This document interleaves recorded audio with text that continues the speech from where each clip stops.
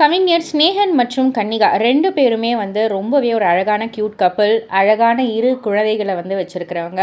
So, இவங்க ஃபேமிலியே வந்து நெறைய பேர் வந்து கண்ணு பட்டுற போது அப்படின்னு சொல்ற அளவுக்கு ரொம்பவே ஒரு கியூட் ஃபேமிலி தான். சமீபத்தில இன்டர்வியூல கன்னிகாவும், ஸ்நேகனும் நெறைய விஷயங்கள வந்து பகிர்ந்துக்கிட்டாங்க. அந்த சமயம் வந்து இந்த கன்சீவ் ஆன விஷயத்த பத்தி வந்து கேட்கக்குள்ள, கன்னிகா வந்து ரொம்பவே எமோஷனலா சொன்னாங்க. அதாவது கல்யாணம் ஆகி எனக்கு லேட்டா கன்சீவ் ஆனதால எங்க பார்த்தாலுமே வந்து ஸ்நேகன வந்து குழந்தை எப்போன்னு வந்து கேட்டுக்கிட்டு இருப்பாங்க. நான் இதுவரைக்கும் வந்து ஸ்நேகன் கிட்ட வந்து வெளிப்படுத்தினதே இல்ல. இப்ப தான் முதல் முறையா நான் இந்த அளவுக்கு ஃபீல் பண்ணியிருக்கேன்னு கூட அவருக்கு தெரிய வாய்ப்பு.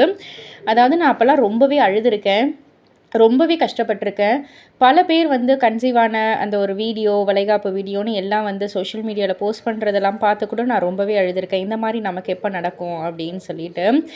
ஒவ்வொருத்தவங்க கேட்க எனக்கு ரொம்பவே ஹர்ட்டிங்கா இருக்கும். அவர் அந்த மாரி வந்து கேட்குற அந்த கேள்வி வந்து என்ன ரொம்பவே வந்து காயப்படுத்திக்கிட்டே இருந்தது. அதனால நான் ரொம்ப நாள் ஏங்குன அந்த ஒரு மொமெண்ட் அதுவும் ஃபர்ஸ்ட்டு ஸ்கேன்லேயே வந்து எனக்கு தெரிஞ்சிடுச்சு ட்வின் பேபி தான் அப்படின்னு சொல்லிட்டு. ரொம்பவே சந்தோஷமான ஒரு மொமெண்ட்டும் கூட அப்படின்ற மாரி வந்து சொல்லியிருந்தாங்க. ஸோ, அதுக்கப்புறம் கவிஞர் ஸ்நேகன் அவர்கள் என்ன சொல்லியிருந்தாங்கன்னா, இதுவரைக்கும் என்கிட்ட வந்து இந்த மாரி ஹர்ட் ஆச்சுன்னு இவங்க சொன்னதே இல்ல. இப்ப தான் நான் வந்து இது பண்றேன். ஃபர்ஸ்ட் ஆஃப் ஆல் எதுக்கு வந்து ஹர்ட் ஆகணும்? இது நம்ம சமூகத்திலேயே வந்து இது வந்து ஒரு பழகி போன ஒரு விஷயமாயிடுச்சு. கல்யாணம் ஆயிடுச்சுன்னா, உடனே அடுத்த குழந்தை அப்படின்னு சொல்லிட்டு.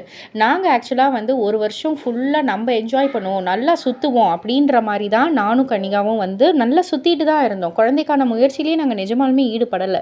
ஸோ, அப்படி இருக்கக்குள்ள வந்துட்டு அவங்க கேட்குறாங்க, இவங்க கேட்குறாங்கன்றதுக்காகலாம் நம்ம வாழ்க்கைய வந்து வாழ முடியாது. இயற்கை, கடவுள் நமக்கு எப்ப தருவாங்களோ, அப்ப தான் வந்து நமக்கு வந்து கிடைக்கும். அதனால அதுவரைக்கும் நம்ம காத்துக்கிட்டு இருந்து, கிடைச்சதுக்கப்புறம் அத பத்திரமா பார்த்துக்கணும். அப்படின்னு தான் நம்ம யோசிக்கணுமே தவிர, இதுக்கெல்லாம் வருத்தப்பட வேண்டிய அவசியமே இல்ல. கேட்குறவங்க கேட்டுக்கிட்டு தான் இருப்பாங்க. ஆலோசனை சொல்றவங்க சொல்லிக்கிட்டு தான் இருப்பாங்க. நம்ம வாழ்க்கை, நம்ப தீர்மானிக்க வேண்டியது.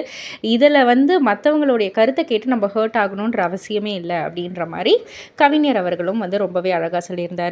இத பத்தி நீங்க என்ன நினைக்கிறீங்க? உங்களுடைய கருத்து என்ன? அப்படின்றத கீழ உள்ள கமெண்ட் பாக்ஸ்ல குறிப்பிட்டு சொல்லுங்க. மறக்காம சேனல சப்ஸ்கிரைப் பண்ணி பக்கத்துல உள்ள பெல் ஐகான கிளிக் பண்ணிடுங்க.